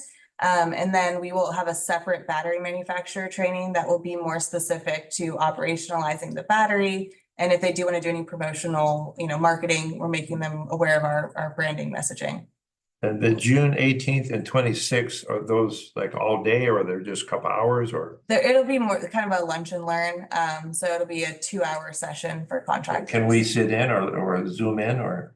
We are not doing let me get back to you on that. I don't think we're doing a Zoom because we're doing it in person, but let me get back to you on that to see if we could open that up. So we could just sit in and. Yeah, we are limited on chairs for the in-person, but I can see if we can open up a Zoom for you. I can stand for it. Let me know. Yeah, I'm interested if possible. Other question, place of, okay, so just as a reminder, I mentioned this before, these installers need to consider where they place the solar panels, not just the traditional southern facing, but maybe eastern as well as western, so they can maximize the benefit of the batteries and then that energy going back into the grid. So that should be part of their thought process, and maybe they can demonstrate that to you, how they would do that. Yeah, definitely. Okay, thank you. Thank you. Any other questions or comments? I have one more if you don't mind. Oh, yes, Commissioner Hammond. And so I know we discussed this previously, and I might have been the one to ask if existing solar power systems are eligible. Sorry if I missed it, but looking under eligibility, I'm not. Yes, no worries. Yes, NEM customers who already have solar are allowed to leverage this program for batteries if they want to add batteries to their home. Okay, so then my next point, it's my understanding that if you add a battery, you don't actually get a PTO letter. So if the payment is based on a PTO letter for an existing system, you might need a different process. Okay, I'll look into that. Thank you. Yeah. Thank you, Tara. That's actually a very clarifying process point. Any other questions or comments? Commissioner Emerson? Just a follow-up on related to the batteries. Just today, I was looking at my, production is a nice sunny day. My battery gets full fast. And the sun just goes out to the grid or, to the neighbors with the excess.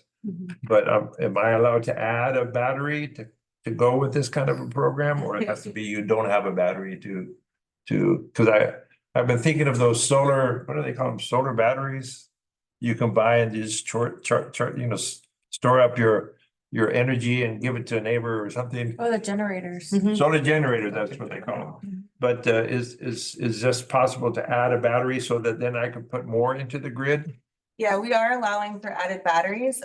We just are keeping a maximum incentive at $10,000 per customer. Okay, thank you. Question. Any other questions or comments? Thank you, Emily. Appreciate that. Yeah, thank you. All right, well, we will move us along to discussion of potential agenda items for Board of Director meetings and CAC member comment. As a reminder, the CAC may suggest agenda items for a Board of Directors meeting agenda by communicating with the CAC chair, me, and designated SDCP staff before and or after a regular CAC meeting. If suggested at this time, there shall be no discussion or action by the CAC unless the item has been included on the CAC agenda per Brown Act. Do any of our CAC members have recommendations on potential items for our Board of Directors? I see no recommendations. All right, thank you. Let's move on to committee member announcements. Do any of our CAC members have items they'd like to share today? Secretary Caceres? I just wanted to invite all of you out to La Mesa on Sunday between 12 and 4 p.m. We have our annual Juneteenth and Friends celebration. It will be our 3rd annual. It's a huge turnout. It's very family friendly. It's really fun.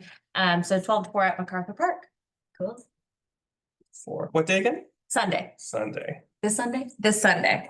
Juneteenth formally is next Wednesday, but we want to do it on a weekend. So it is also Father's Day. Bring your fathers with you. Liberation and debt. Yes. Other announcements? Committee Member Johns? I'm also a member of the local Sierra Club. And I took it upon my own initiative to submit an article for their quarterly newsletter. And if, you know, it comes in the mail, if you're a member.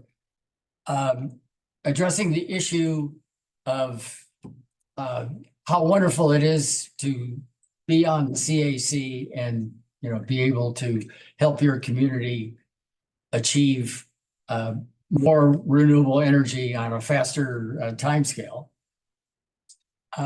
In particular, because there are some vacancies, and I'm glad to hear that the Imperial Beach one has just been filled. Mm-hmm. And also, some of us will be terming out in about a year and a month.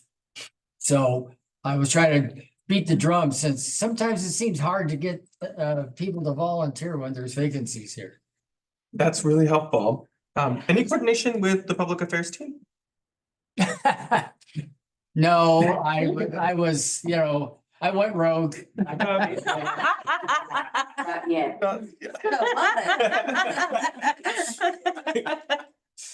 Well, looking forward to reading it, and I'm sure it's going to be delightful. And yeah, we can maybe look to promoting that. It comes out either August or September sometime. Thank you. Any other announcements? It's the date, the time.